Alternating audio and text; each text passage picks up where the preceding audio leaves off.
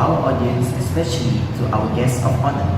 They are standing from the front liner who are fighting for their and our lives due to this COVID-19 pandemic. At this time, we all have to really take a serious point of view on our health. Undoubtedly, this pandemic season is really making our lives as harder as it can possibly be. Whereas some of the citizens will still not aware of this definitely most common issues right about now and lack of knowledge regarding this topic. Okay, we will discuss about health, but related to COVID-19 according to their professions. So here I will introduce myself, Nordania, as co-host and our panels. Our main host is Muhammad Akmal. Not to forget our knowledgeably panels today, Mr. Hazman, a doctor from Hospital Sungai Buloh, Selangor, Ms. Sanjila, a police officer from Police Stations Bukit Aman, and Mr. Kogilan, an officer of Ministry of Health Malaysia.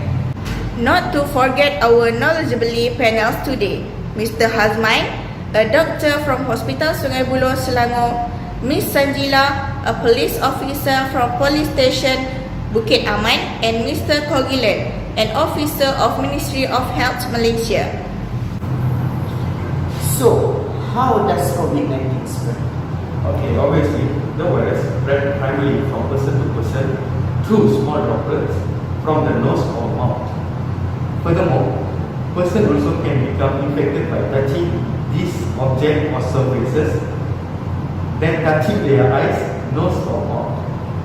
In addition, WHO means World Health Organization is assessing ongoing research on the ways that COVID-19 is spread and will continue to share updated findings. Thank you for the useful explanation. Lastly, we will end this discussion with one question to Mr. Kogilan. How can we protect others and ourselves if we don't know who is infected? Okay. Commonly, practicing and respiration hygiene is important at all times and is best way to protect others and yourself. When possible, maintain at least 1 meter distance between yourself and others. This is especially important if you are standing by someone who is coughing or sneezing, since some infected person may not yet be exhibiting symptoms, or their symptoms may be new. Maintaining a physical distance with everyone is a good idea if you are in an area where COVID-19 is circulating. We are very thankful for all the knowledge regarding to any health issues and also the tips on how to maintain our health in a way to give more understanding from the citizen. Thank you. We will continue with Dr. Hazman. I will just ask you directly, how can we relate mental and physical health with COVID-19? Thank you for the question.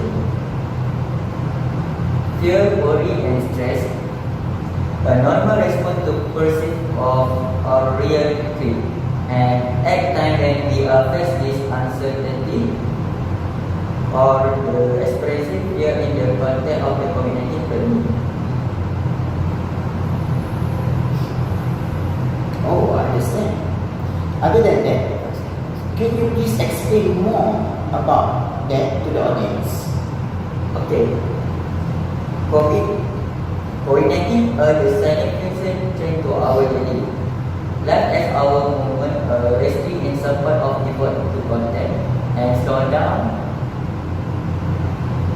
the spread of the virus, faced with new reality, or working from home, temporary unemployment, homeschool for children, and lack of physical contact with other family members, friends, and colleagues.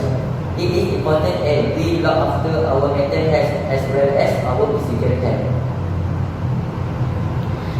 Nicely answered by Mr. Hazman here. There will be last question for you. How about physical health related to all above? How to stay fit and active at home during the MCO?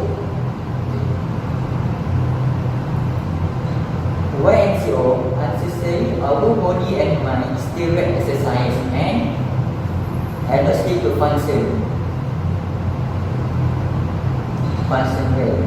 Prevent weight gain and keep the spirit up during this challenge time.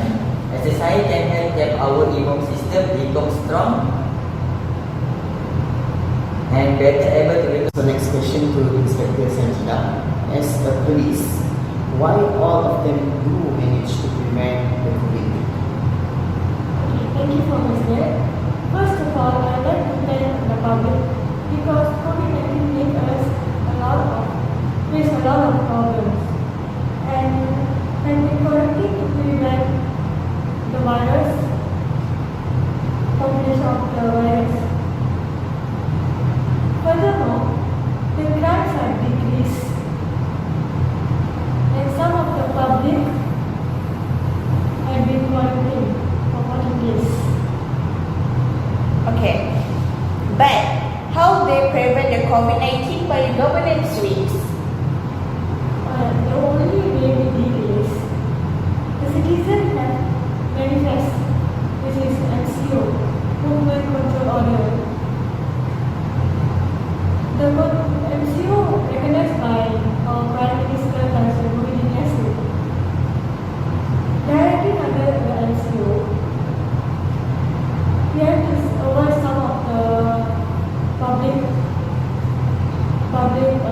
gatherings such as social, religion, and many more. Those who are returning from abroad, they have to undergo a medical checkup and a self-quarantine for 14 days. Besides that, government also closing some of the childcare, pre-university schools for citizens' safety.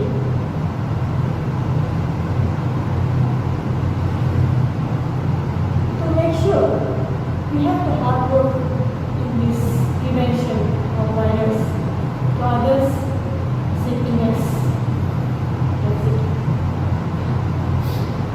Perfect answer by our panel. Thank you, Inspector. Sorry for my last question. As one of team frontliner, what your suggestion to keep others safe and follow the MCO? Okay. As the COVID-19 virus has day by day increased, so the main three things we have to do is we have to wash our hands frequently by using sanitizer in every 20 minutes, and we have to wear masks everywhere we are going out. And lastly, don't forget to scan your temperature. That's all.